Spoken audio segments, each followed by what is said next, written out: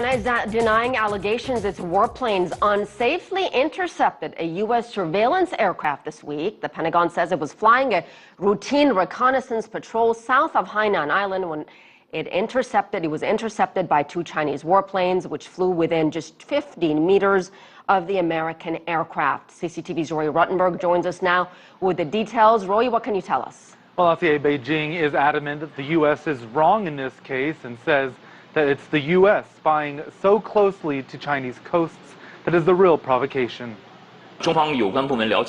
After hearing from the departments concerned, what the U.S. said was not true. On Tuesday, a U.S. surveillance plane flew close to China's Hainan Island and conducted a surveillance mission.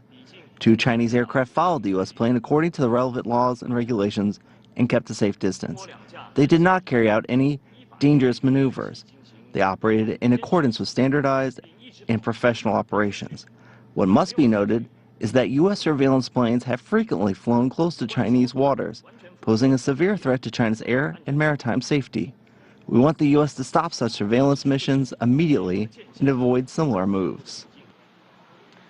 Now, the U.S. says it was on a routine mission when two Chinese fighter jets intercepted its plane, causing it to descend rapidly to avoid colliding with the Chinese jets. Washington says it will bring up the incident in diplomatic exchanges with Beijing. These so-called close-in flights by U.S. spy planes like the EP-3 and others just off the Chinese coast have long been considered by Beijing to be a controversial practice.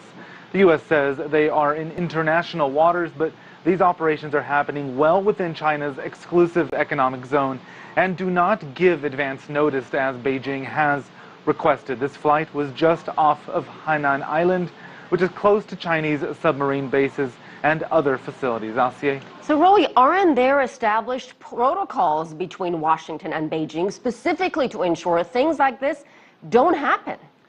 That's right, for both air and sea, and often they're discussed at high-level bilateral meetings, and officials say that these protocols are actually being improved upon.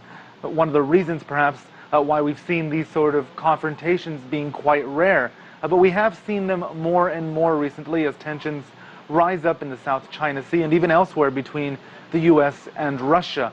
Now, the White House on Thursday declined to, quote, ascribe motive to the incident.